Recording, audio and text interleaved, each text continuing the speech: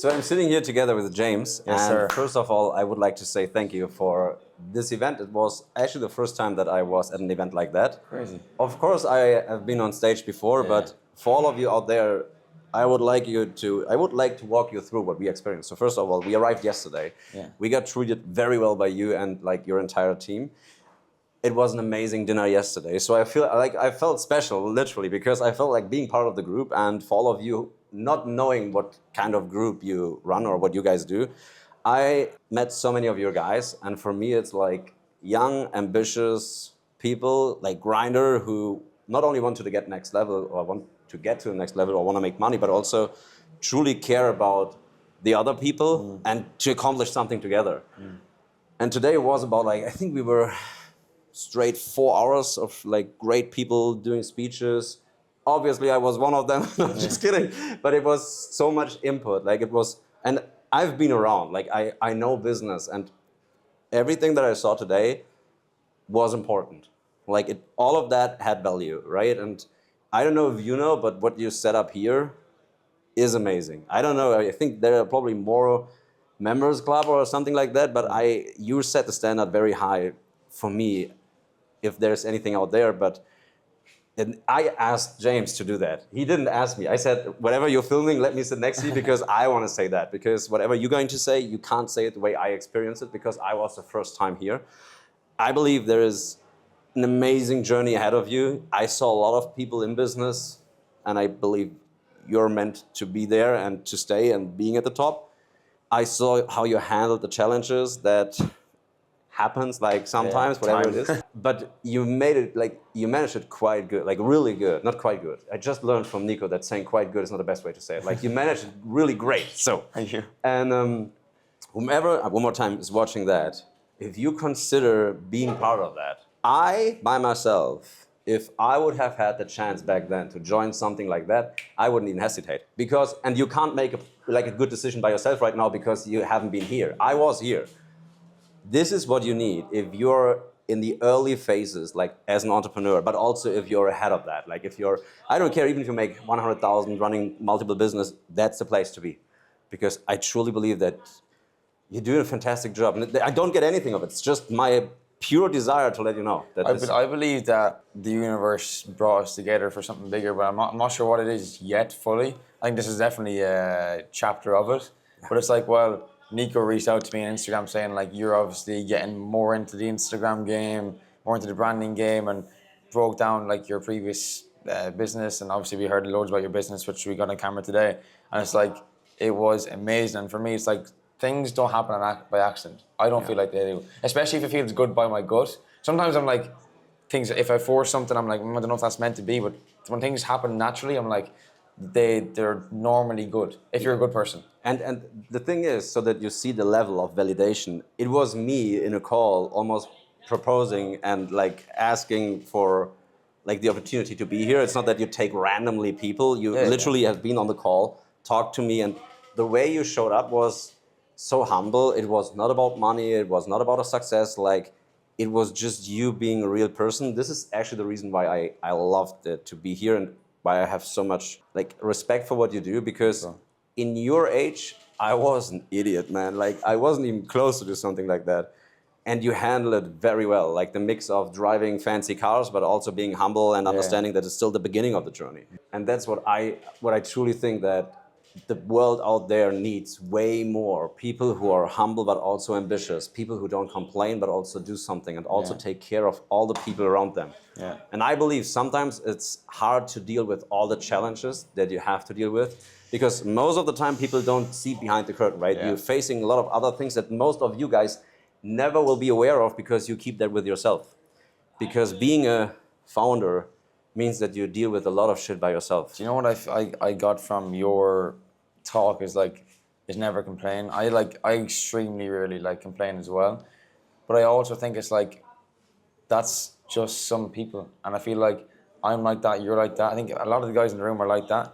But then there's some people who just aren't like, if you feel that naturally need to always complain, I just feel like you're not meant for business. If I'm being very honest, because I didn't like learn that. It's just like, I think it's rooted in the guys who are meant for it and the guys who aren't. I don't know if you think that's wrong or right. No, I think you're 100% right. And I think if you understand the joy to help someone who complains, if it's your wife, could be your kids, whatever, and you allow that to happen, which is a journey in itself, like to get familiar with the level of complaint because you have to get used to it, so to say. But if it's about men doing business and telling you that they are the strongest, toughest ever, and they come around and complain about shit, yeah, I'm like, the fuck, why?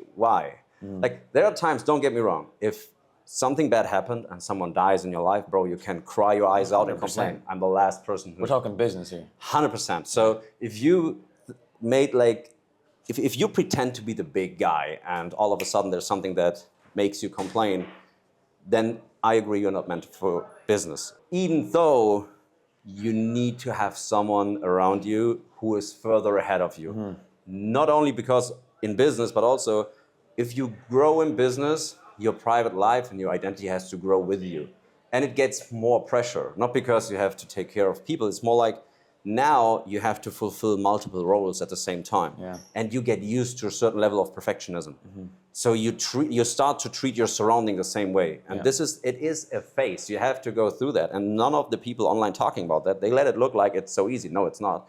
If you want to maintain a good relationship to your kids, to your wife, to your ex-wife, whoever is in your life, that's actually a fucking business in itself. It is.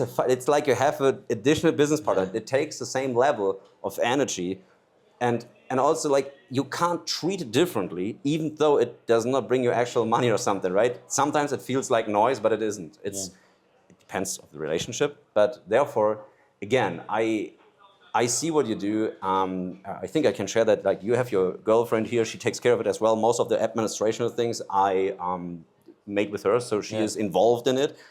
I have huge respect for that because you actually involve your surrounding in what you do, and people don't understand the signal behind that. Yeah. Especially as a guy, bringing someone to the place like that, giving her like the level of trust that you have in her to deal with the things. All the people seeing you doing the A Players Members Club, like they're seeing you driving around in cars and the PJ and stuff like that. Yeah, it's cool, but the real work is what you don't see. And I think this is why I have so much understanding of what you do. It's probably an internal battle because I hate, like I said to my girlfriend, like I hate social media. Like it's like if I could turn it off tomorrow, I would. It doesn't mean I don't enjoy my business. I love my business. I love the people game. I love this here. But I wish it just didn't have to do with showcasing a certain life to attract certain people. Then don't do it. But it's the game though. No, it's not. You say it's a game. If I would die tomorrow, if I don't find a different opportunity to get people, make it a strength of not being on social media. What I'm actually saying is, bro, you're really good in what you're doing. Do you tell me there's another way to literally get the people inside? Maybe by saying like, we are not on social media for a good reason, or we are private, like we don't show off. If you don't understand why we are the right people for you, then you are not the right person for us. And I propagate that. I was not on social media for like, I think 11 years or something. It was the best thing ever. Yeah. Bro, I went to social media and I start listening to reels and I think like, the fuck, what is that? Yeah. You get talked into something that you haven't thought about before, ever. So, and again, bro, I'm calling you out on that. Yeah. Give it a try and close it for 3 months on social media, but make it a bold move. Tell people that you go away from social media, and if they want to reach out to you, they have to use the website.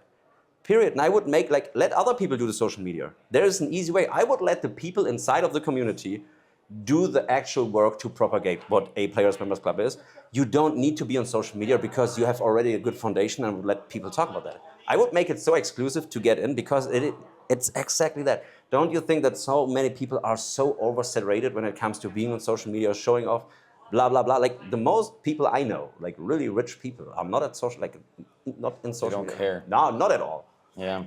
Right? And It's definitely an angle I want to think of, and I think the whole 10x perspective of, you know, what's the leverage that we can pull to not be doing X amount of cash to Y amount of cash after the 10x and still make a worldwide impact with good offer and fulfillment, while also it's definitely a hard balance. I understand it takes time, so like I'm not going to rush to feeling like I need to have it all figured out, but like we're definitely making moves that we think are in the right direction. bro, if I would be you, 2025 is almost done.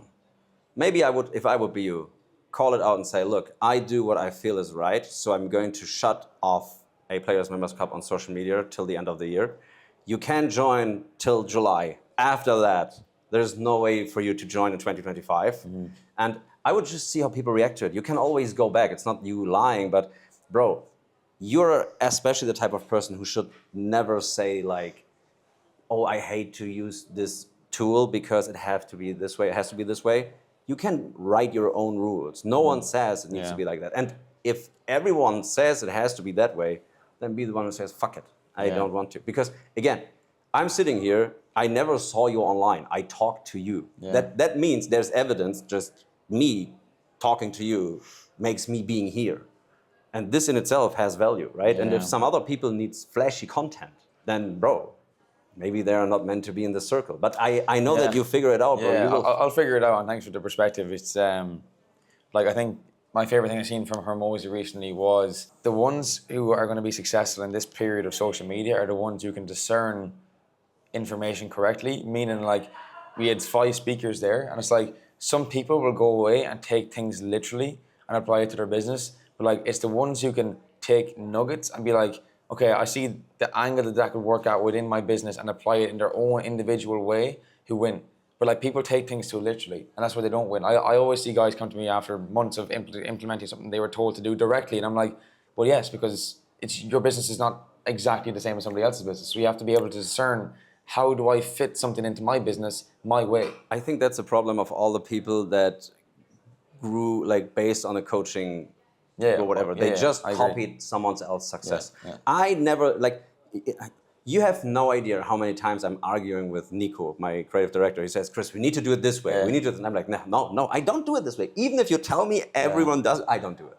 Because I learned in business and life, just create another way. And if this way is not working out, you get new information that you can apply to, again, make an adjustment. But if you don't actually make the adjustments, just by you saying to me, no one does it, it needs to be this way. I think the fuck, if no one does it, I'm the first one.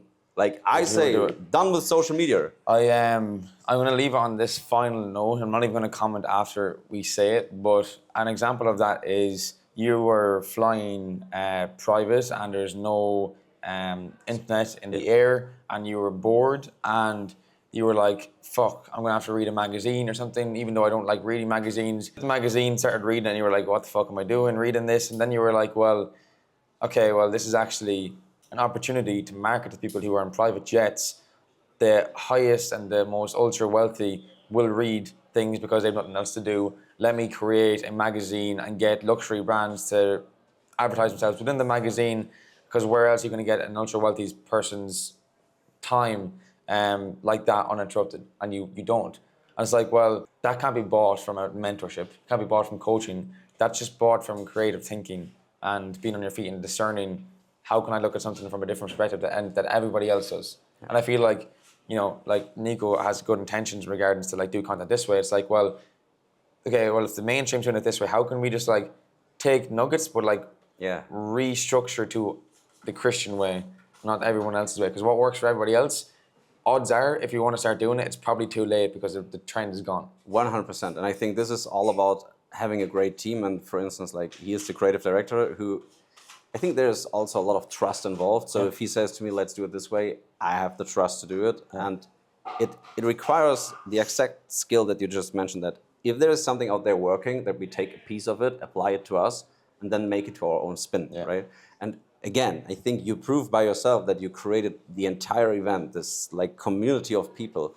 This is so far away from what I would do that I admire that so much. I have so many questions around that, like from managing the people, like getting the energy, like it's even me, and I did a lot of business already. I would have like almost, I guess 3 hours of questions that I would love to ask you, because what you think is normal to you is so exceptional to others. What would a question be? So first of all, men are different, and like I think to manage a group of guys is different if it's about like keeping a certain, I wouldn't say regiment, but it needs to be like a culture. You agree? Like it needs to be run under not a dictatorship, but there needs to be a culture. And it's different if people pay for being inside of it, and then you have to teach them certain rules, whatever it is, right? So my question would be, as you started, I assume that you were really close with the first people who were in it, because they're very close circle. but over time you couldn't be that close with all of the people. So there is a difference, like levels in this community. Yeah. How you deal with that?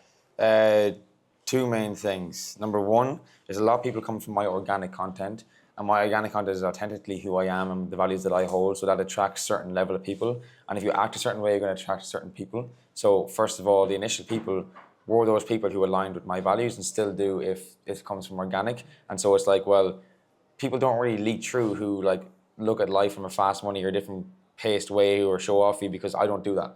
So it's like it's not shown. In A players, the number one thing we said from the beginning was we want to show value not through cars. Like we don't like use we have cars here. We don't post it on the main feed of A players. It's like you see and get the feeling of brotherhood by the amount of people in each picture and the setting of each picture, not by the material item of a Rolex or a watch, etc. in each picture. So it's built by the feeling of brotherhood rather than the feeling of I want to be rich. Okay, that's one thing. And the second thing is we are people refer to us heavily. So like, you know, multiple of these guys would have just came from other guys saying this is great. And it's like, well, you know, if you initially attract the right ICP, well, and you do a good job there and you fulfill the right way, they're going to spread the word to the other friends, and the likelihood is your other friends are the same people.